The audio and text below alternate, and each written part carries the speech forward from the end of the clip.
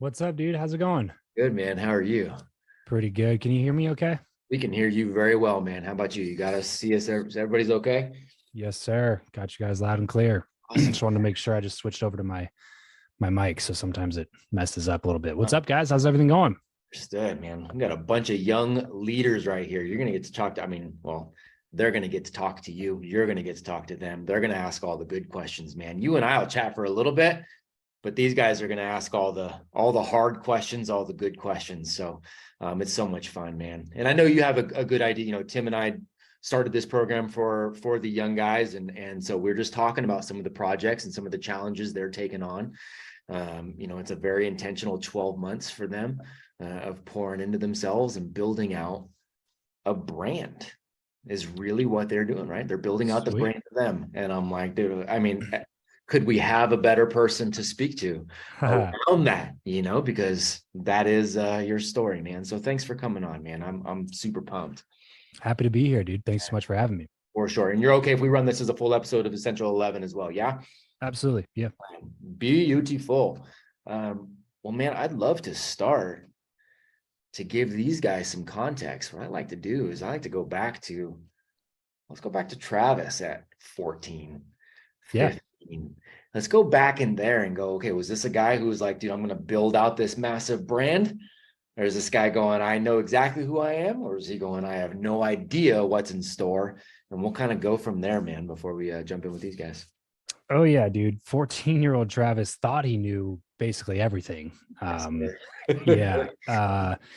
And then, frankly, at this point, it's almost a complete 180 of who I was. So like I said, I had a very strong sense of self at the time.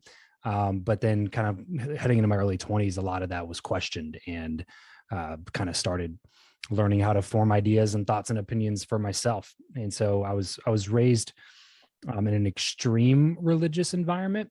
And again, I was all on board for what I was being taught.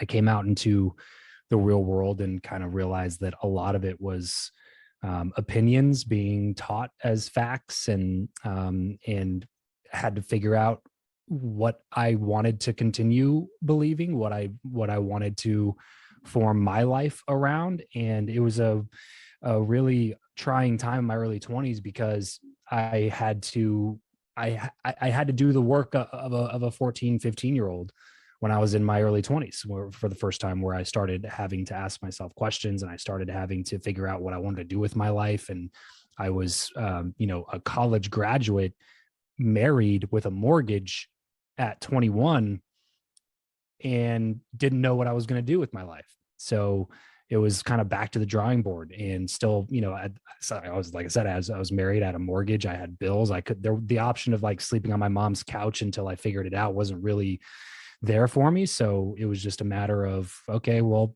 I guess I got to figure out how to make some money in the meantime and support my family. But also, I'm also trying to figure out who I am and what I want out of life. So it was a trying time, a difficult time period.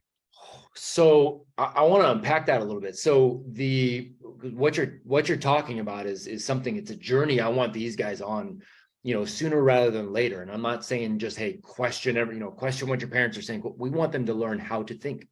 Yeah. We want them to learn how to think, and God bless their parents too, because their parents partially have them in here because they want them to learn how to think and how to do what you said, figure out who they are, what they want, where they want to go.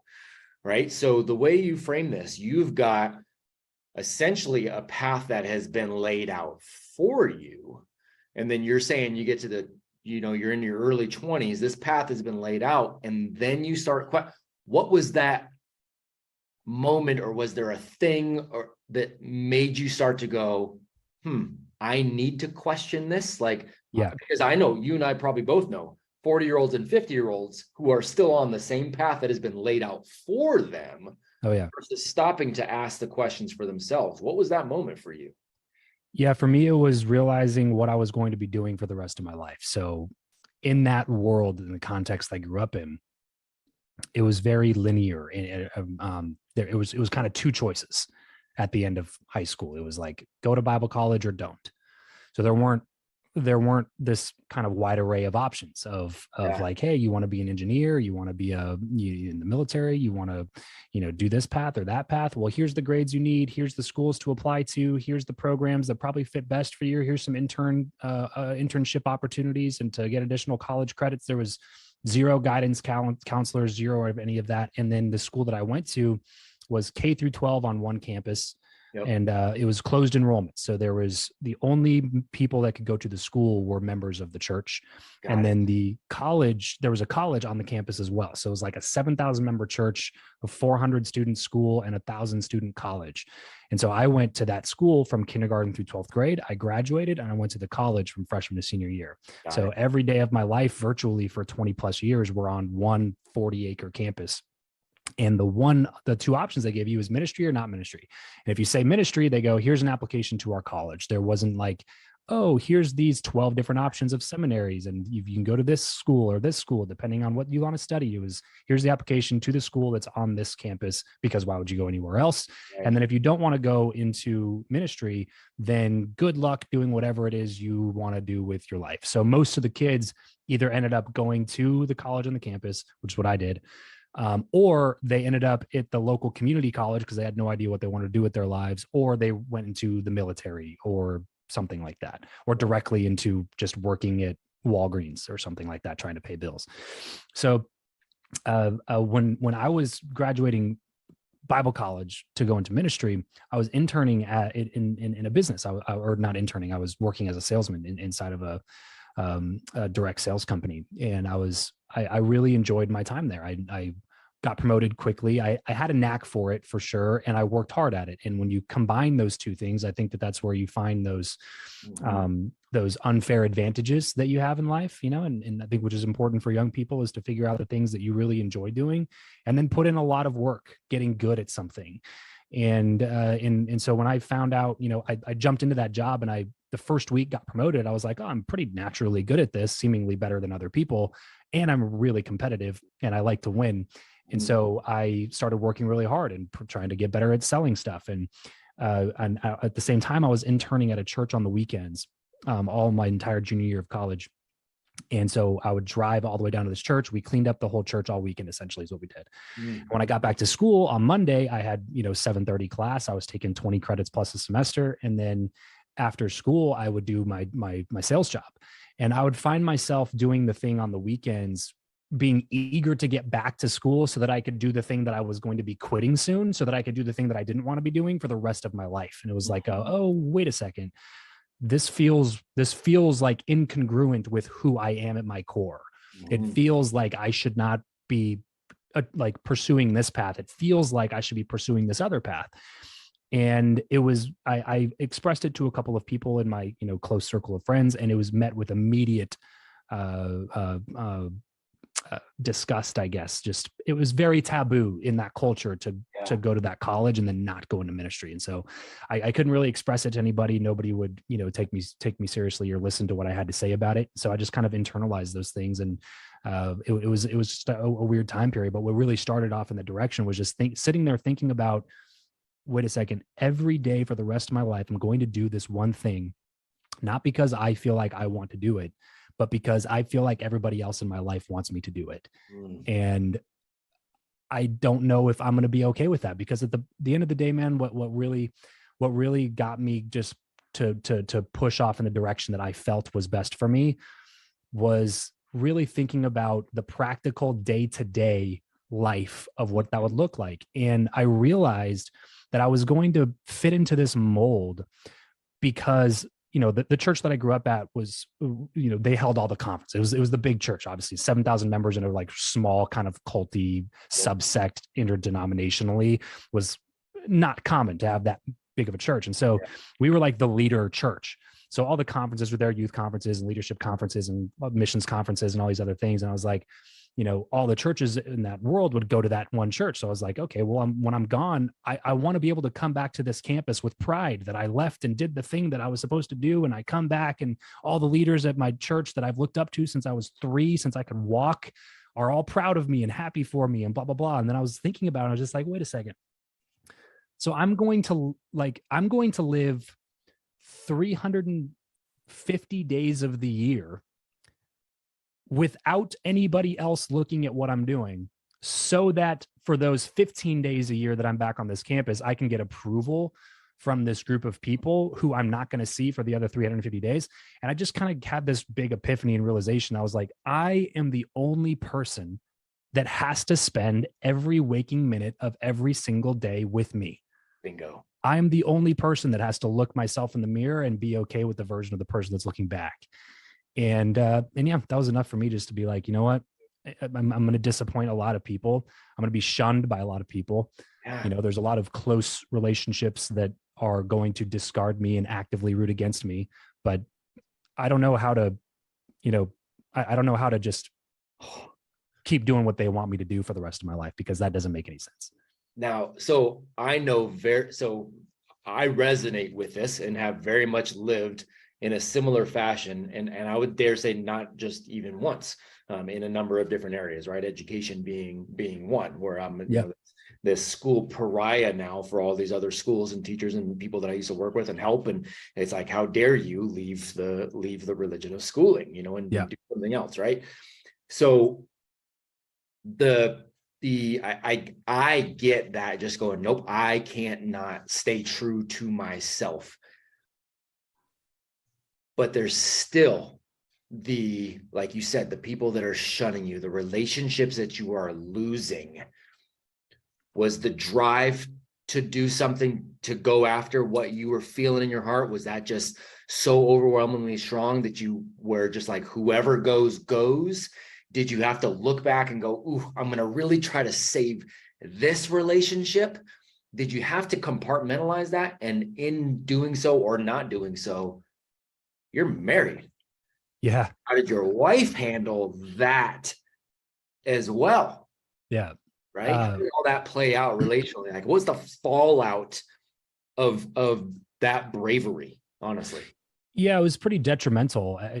Like I said, I grew up there. So a lot of the kids that went to the college didn't grow up there. You know, there's almost 1,000 students when I was there. I think it's shrunk significantly since then. But I mean, of the 1,000 students that were there, probably 60 or 70 of us were actually from there. And so I was there since I was 3. Everything I knew was there. My school friends were my church friends. My youth pastors were my teachers, my leader, like everything in my life. I played basketball there. I played football there. I did Bible quiz team. I did preaching contest. I did singing. I did choir and chess competition. Like everything in my life was on this one place. And so when I made that decision to leave, it was an active, you know, rupturing of everything that I knew. And most importantly, the relationships that I had, because in that world, I had some of the best relationships that were available in terms of connections to like the big movers and shakers of that quote unquote industry or movement or denomination or whatever, because that church was like the church. So when I left that, it was a conscious decision that it was like, even though I have a leg up on most people trying to be successful in this world, it's not what I want. So the accomplishment or success of this path is really not success at all, because it's not what I want, which was a big realization that like success is something that every individual has to define for themselves. And it's not what culture tells you is success. It's not what your parents tell you is success. It's not what, you know, books tell you is success, or your loved ones, the people dearest and nearest to you, your wife or whatever. It's not what anybody else defines as success. It's what you define success for yourself. And so when I left that, all of those relationships were kind of out the window. And most people fell into one of 3 groups. It was the first group, which is actively rooting against me, people who talked a bunch of crap about me and who I was and what I was doing with my life and actively wanted me to fail. I think and hope that was a fairly small percentage of people. I don't know the, you know, total breakdown, but that was for sure one group. The middle group, which I think is probably where the majority of people would lie, is that there was just a big wave of apathy where they're just like, okay, well, you're no longer doing the thing that we want you to do. So do whatever you want, but we're not going to help. And we don't really care what happens one way or the other. You're out of our world. Do your thing. And then the third group was like my real friends, the people, you know, a couple of my friends I've known since I was 3. We grew up together there our entire lives. And so there's some friends that I have that kind of are the same ways that I am now. We went through all that together, and they're like brothers to me. And then there's some friends that I have that are still very much in that world, but they still care about me as a person. And we still have conversations from time to time, though we don't see eye to eye on those things. So we're not like hanging out on the weekends all the time or whatever. But, we still, just had a couple friends text me in the last week that were from that world that, still believe everything that they were told to believe. And we still have a good relationship. So I would say most people fell into one of those three categories. So the majority of the pruning kind of did itself. I didn't really have to, go through a whole list and decide not to hang out with people or whatever. It just kind of happened on its own. And then with my wife, it was difficult, man. We almost got divorced. I don't know, probably 3-4 years after I made that decision, 2-3 years maybe after I made that decision. It was a difficult time for sure, because she was raised the same way I was raised, and we knew each other. She moved to that school when we were 14, and then we started dating when I was 16. So, she was raised very much the same way. We were aligned on all the important things, on what we thought were the things that we knew 100% for sure. And when I started kind of distancing myself from those things, it caused an obvious tear in our relationship, like it would in any normal relationship. But in this sense, I think it was more exaggerated because of how indoctrinated and fundamental we were in that particular group. And so it was a lot of tension for quite a significant time. But we made it out on the other side. Celebrated our 9-year wedding anniversary 2 months ago. So congrats, man. That's awesome. I love that.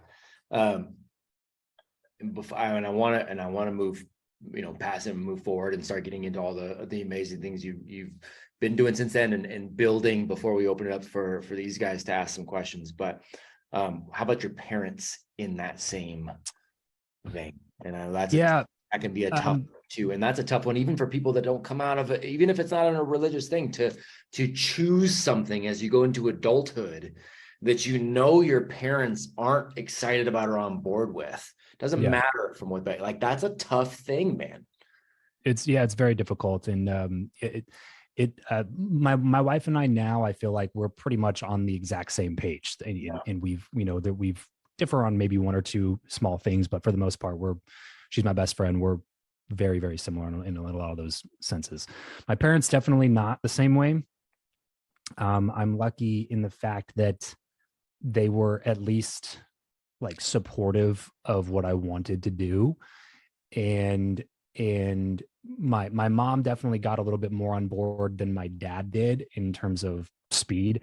And there were certainly issues and things that my dad definitely did not agree with me on and voiced over the years. And for the most part, we just didn't talk about it for kind of a long time. It was just kind of like, I don't think he wanted to know the answers, and I don't think I wanted to give them to him, So we just talked about anything and everything else besides that. So, it was not easy. And it's still to this day, there's definitely kind of a rift in the relationship, but they live a couple miles from my house. I watch my kids all the time. They, are very much actively part of my life. So I'm lucky in the fact that cause I have friends who grew up kind of same way I did, whose parents have, more or less disowned their, the majority of their life because of their complete disagreement on certain things. So I'm lucky that, they still look at me and just like, look, you're our son. We love you no matter what. So I'm glad that that's like a high value of theirs. But yeah, so it was certainly a difficult time period for me with my parents. Cause like you said, it's an innate desire within all of us, man. We want to please our parents and we want to make our dad proud of us and stuff like that. So knowing that you're doing something that will for sure not fit within that realm it's difficult to continue to do. But again, to me, it's like life is a journey of trying to get to know who you are. And I think, like you said at the beginning of this, there's a lot of 40-year-olds, 50-year-olds, 60-year-olds who still don't know who they are. Correct. And they're living in their own personal version of hell because of it. Because if you don't know who you are, you don't know what you want, how do you expect to go get any version of that in life? That's exactly right. You have to, even though it's difficult, make decisions that are true to you because I asked a buddy of mine this. His parents were way more involved than mine. More like his dad was like the executive vice president of the college and had been in that world since, he was 17 in, the 80s and 70s and stuff. And so this particular friend, I was like, look, man, at the end of the day, I told him the same thing. It was like, you are going to have to make decisions that are for you, because that's what you need for your life. And at what point are you going to stop worrying about what your parents are thinking about this and just live life the way that you are just going to decide to live life? Like, at what point does that happen? Is it after they're gone? Because it's too late when that happens. Hopefully, obviously, hopefully, I hope that your parents live a long and healthy life. And if that happens, you're going to be 50 or 60 by the time they're gone. And then you start living life the way that you want to live life. That doesn't make any sense. If you follow it through to conclusion, that's not a good way, a practical way to go about living life. And obviously, especially for a lot of the kids on this call, you don't start that process too early, because in most senses, your parents do know a lot of things that are going to be best for you. And they have a lot more wisdom than you do. But at some point, when you're becoming a man, you're becoming your own version of yourself. Like, you have to be able to start making decisions for yourself. Ask your parents for advice, ask your parents for counsel, but ultimately you have to decide what you're going to do. And you have to be the one to take responsibility for who you're going to be. Bingo. So well said, man. And this, we've got these young guys on the call, and this goes, we know for a fact we have listeners all over the world and, in 100 plus countries. And a lot of the listeners are parents. The majority of our listener base for the show itself is, they're people in my age, early to mid 40s, kind of deal, and they're raising kids too. So knowing what you know, and I love the way you just framed that entire thing. And now you've got kids of your own. And again, we're going to get into all the cool things you're doing, but I want to talk at this part, you as dad, and having gone through that. How do you balance the other side of that now, right? Where now you're leading young heroes and you're having to go, okay, here's my advice, here's my wisdom, here's my counsel, but I also want to make sure I set up opportunities for you to develop your own mind and learn to think. Like, how do you and your wife tackle that from a parenting standpoint? Yeah, man, I always caveat, I always hesitate giving any sort of parenting advice because I feel just so unqualified to be a parent, I think that's part of the status quo. Yeah. But and my kids are still relatively young. My son is going to be 4 soon, and my daughter is 2.5. So they're still, pretty young. And so with my daughter, we haven't had as many of those types of conversations, but with my son, he's definitely started to understand things, and he's starting to understand that he can cheat certain things, or that, if I lie and say that I didn't hit my sister, I won't get a spanking, and you're starting to, do those types of things. And so we're definitely starting along the path of having those conversations. But the big thing is, for me as a parent, is trying to really understand that it's not my job to make carbon copies of myself. Mm-hmm. It's my job to create a human that can actively think and become a good version of themselves without cheating themselves and living a bad version of life. Mm-hmm. And so at the beginning, that's going to require a lot of black and white.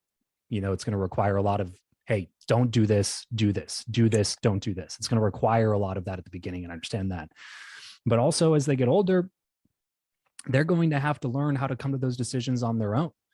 And so what we're doing now is, like, with them being as little kids, is that we're trying to already give them just current responsibility.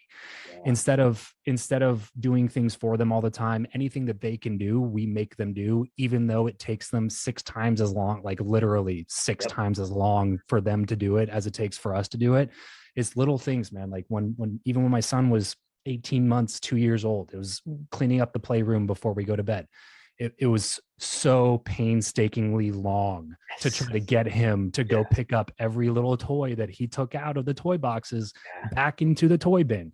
You know what I mean? It was just like, oh my gosh, I could pick this up in 30 seconds and we're in bed. You know what I mean? Yeah. But it takes us 12 minutes to be like, nope, remember, go pick that up. Nope, pick it up. Nope, don't stop. Nope, pick that up. See that one right there? Pick it up. pick that one up right there. Yes, that one there. Yep. Now put it there. Yep. Now take that one. Yep. But oh my gosh, no.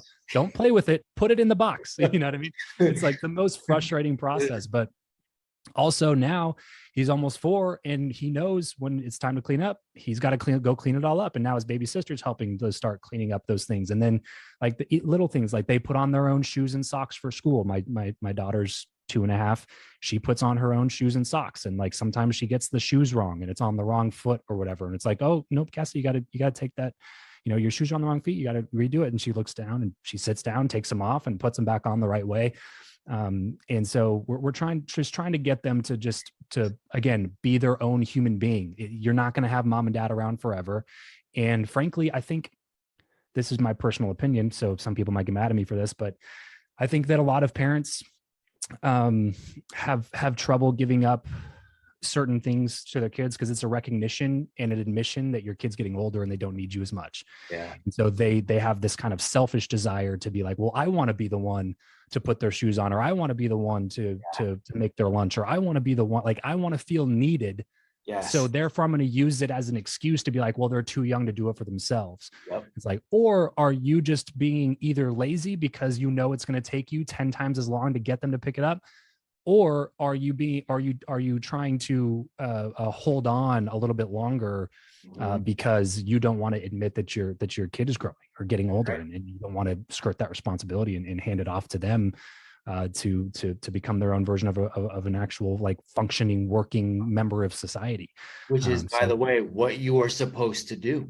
You're supposed to get it to the point, right? Where that's your job. You're supposed to get to the point where they don't need you, but you do it in a way where they still want you around. Well, that's right?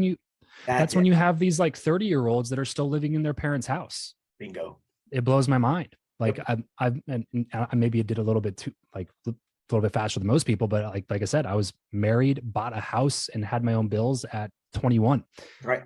So like I've always been on my own since I've been an adult. I was in college, and then before I graduated college, I moved into an apartment with my wife, and then we bought a house like 6 months later. But that's your only job, is to hand off responsibility and instill a sense of value creation in this future human being who's going to lead people, who's going to have an impact on others, who's going to have friendships, and who they're shaping the world in the future. And if you're doing them a disservice if you do everything for them. That's exactly if you cook all their meals and you clean up after them and you do all this stuff. And again, it might make you feel important. It might make you feel needed. But you're being selfish. Bingo. If you keep all those responsibilities for yourself, you never hand off any of them to them. Nope. My son's 3.5. Like, he's already working and making his own money. Mm-hmm. Like, it's small stuff. Hey, there's poop in the backyard. Yep. Dog pooped all over the yard. Yep. If you want, he'll ask for a toy or something. It's like, buddy, it's not your birthday. Yeah. It's not Christmas. If you want a toy, toys cost money, right? Money doesn't come out of nowhere. Mommy and daddy work really hard to make money and to have an excess of money. And you have to understand that this stuff doesn't just come out of nowhere. Yeah. So you want that toy? Okay, well, that toy is $5. How many dollars do you have? Oh, 0? Okay, well, guess you can't get the toy. Oh, well, how do I get money? Oh, good question. I'm glad you asked. You work for it, or I taught him the word arbitrage, or you work a little bit, save some money, you buy something and you sell it for more than what you paid for it. Right. Like, basically that's how you make money. That's, you sell stuff or you work really hard. Like, so right now let's focus on the work part, because you have $0 and you don't have any skills to offer the world. So pick up poop in the yard and I'll pay you $2. And the first, I have a picture somewhere. I have to send it to you, but the first, let's see, it was, I don't know, 2-3 months ago. And he made his first $1 or $2 picking up poop in the backyard. And I took a picture of us at the gas station buying a candy that, was his, chokes me up thinking about it, but he, was just super, super stoked. So proud. So rad. Oh, so good. God, super stoked that it was like his $1 and he was buying the candy for himself. And I was like, bingo. Bingo. Remember that feeling. That's Remember right. that feeling. Oh, good work, Dad. That dude, that is our job. It is that giving him that responsibility early that does take them 12 minutes when it could have taken 30 seconds. It is the making them understand that they have the ability to earn and what that means and what that looks like early at 4. So they're having to work to buy that toy, to buy that candy bar. It is doing those things and spending. I can't tell you how many times I talk to the parents, man. If you will front load those experiences, and yes, it's hard. Yes, it takes a long time, but it is the compound interest of time that you get back to. You're spending extra time up front because the compound interest of that is as they get older, you don't have to have those crazy conversations. They've got those lessons and they're putting those lessons out on a grander scale than their peers are, right? It's all of that stuff up front, man. And it just lasts them in person. So that just fires me up, man. Oh, love to freaking hear that. So let's talk, before I get you guys jumping and asking questions, let's fast forward into what you've started building, what you have been building, the amazing brand you're building, and what you're doing. I want to kind of take them on that journey and give them a little piece of that. Yeah. So I'll go 30,000 foot view, and then you ask whatever you want after that. So left, that world, stopped doing Bible college stuff and went just full-time into sales out of Bible college. I couldn't get a job anywhere. No one hired me. Turns out my unaccredited Bible degree wasn't really worth anything for employers. So I did door-to-door sales because that's what I was doing in college. And so I did 100% commission door-to-door sales. Like, you don't sell, you don't eat. Yeah. And again, taught me a lot about responsibility, taught me a lot about paying my own bills. And we got really light a couple of months, and it was like, well, I got better go sell more, better get better at this craft. I better earn my paycheck. I better learn this skill better. And so I did that for several years, did door-to-door, 100% commission, door-to-door sales, a couple different products, a couple different companies, started, learning other skills. It's like, oh, I learned how to sell first. And then I learned how to train others on how they can sell so I can duplicate myself. And then I learned how to recruit people and then train them how to do those things and then manage those people on a day-to-day basis so that they can do what I was doing. And then I made overrides on them. And it was a compounding of the skill that I had learned. And then I eventually just got kind of burnt out on it. And one thing I feel like one thing that I feel that I give myself credit for is that I always have been playing the long game. Mm-hmm. What I tell people all the time is, if you're not in the long game, you're in the wrong game. Mm. And there's a lot of people that get sidetracked by, especially people in their 20s, about, well, I have to make this much money and I have to do this thing or else I'm behind and all this other stuff. And it's like, you got to look into the future and ask yourself, what version of myself do I want to be at this age? How do I want my life to look on a day-to-day basis at this time? So when I was, 22, 23, I was making 6 figures selling door-to-door 100% commission. And I was like, I've made it, Mm-hmm. I felt good about it. It was like, oh, I'm the top whatever percent of income earners in the country at 22 doing sales. This is pretty sweet. And then I looked at 32-year-old Travis or 33-year-old Travis, and I was like, I don't know if I want to be knocking doors still at that time, Yeah. Even if I could make more money. And so that was really when I had like a kind of a reckoning in life to realize, like, oh, this kind of one-track minded way that I was raised didn't teach me that there were other things that I could do with my life. So that was when I say, like, I did the work of a 15-year-old when I was 23, because I was like, I have no idea what I'm doing with my life. I was looking up FBI applications. Yeah. I was looking at the fire department. I was looking at sales and business and all these other different career paths. And I was like, what do I do? I don't know what I want to do. And because I kind of came to that point where I was like, well, I'm not going to use this degree that I have. And now I don't want to be in this industry that I've been in for the last 4 years building skill sets in. So that's kind of a bad thing, I think. It's not a great scenario, is that I'm kind of starting over. So I did the only thing I knew how to do, which was learn. If you run into some sort of a, crossroads in life, it's probably because you don't know something or you don't know someone. That's right. And for me, it was both. I didn't know what I didn't know. I didn't know something. I didn't have the knowledge that I needed. And I didn't know anybody who was living a version of life that I wanted to live, that I could mirror or ask questions to. I didn't have either of those things. And so when I started kind of down that path, I was like, first time in my life, that I started reading books and listening to audio and watching YouTube videos. And that was the first time that I started listening to podcasts.